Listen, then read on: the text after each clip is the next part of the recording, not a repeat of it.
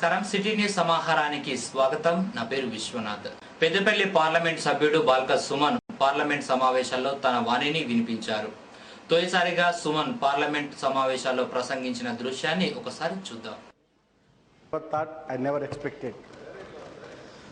At this time I have to remember I should remember the people of Peddapalli parliamentary constituency who have elected me with a thumping majority of 2,91,000 votes. The greatness of the democracy is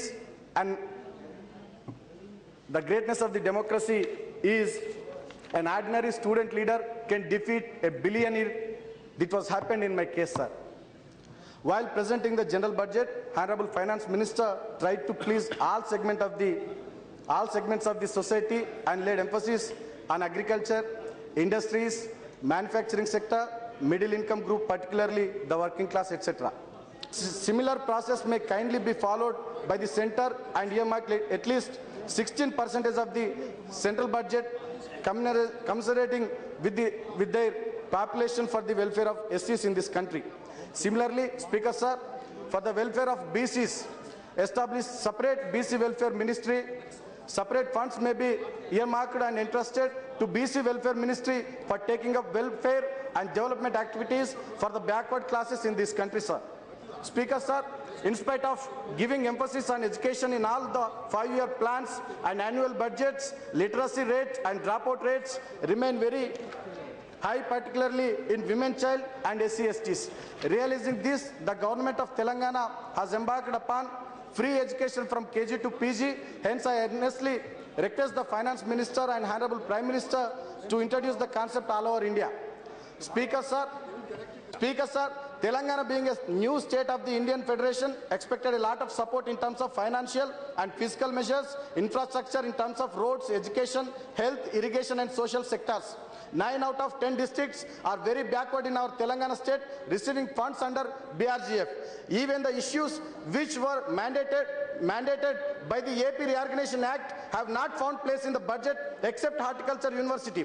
There is also no mention about issues flagged before the Honorable Prime Minister. It is not understood as to why my state Telangana has been singled out with this treatment.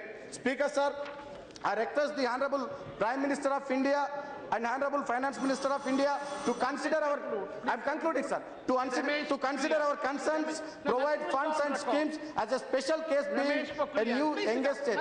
Thank you sir. Jai Telangana, Jai Hind.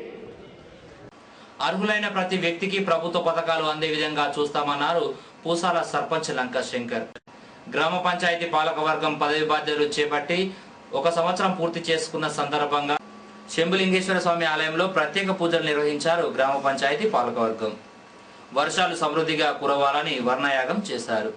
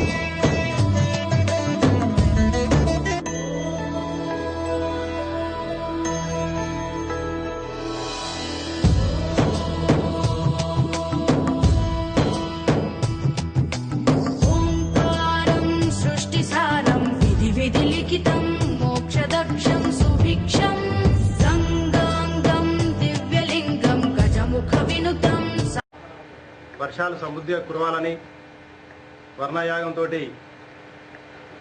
ఈ శివాలయంలో వర్ణయాగం చేశారు.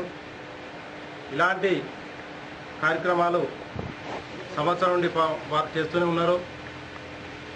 మాకు ఒక advantage ఏంటంటే వీళ్ళందరూ కూడా సర్పంచ్ మిగతా పాలకవర్గం కూడా యువకుల పట్ల పూసాల గ్రామం అన్ని రంగాల్లో అభివృద్ధిలో ఉన్నటువంటి అన్ని రంగాల్లో కూడా ముందుకెళ్తాని, అలాగే వీరు కూడా మిగతా 4 సంవత్సరాలు కూడా పూసాలలో ఉన్నటువంటి అన్ని రంగాల్లో కూడా పూసాలను కరీంనగర్ జిల్లాలోనే ఒక తెలంగాణ ప్రత్యేకమైన గుర్తింపు తీసుకురావడానికి ఈ యువ నాయకులందరూ కూడా కృషి చేయాలని కోరుకుంటూ ఎంపీటీసీ తరఫున సర్పంచ్కి మరియు వీళ్ళ పాలవర్గానికి అన్ని రంగాలు కూడా తోడుంటామని పూసాల గ్రామ సర్పంచ్గా ఎన్నికై నేటికి 1 సంవత్సరం పూర్తవుతున్న సందర్భంగా మా పాలకవర్గాన్ని గెలిపించిన పూసాల గ్రామ ప్రజలందరికీ ఈ సందర్భంగా మేము మొదటి సంవత్సర కృతజ్ఞతలు తెలుపుకుంటున్నాము.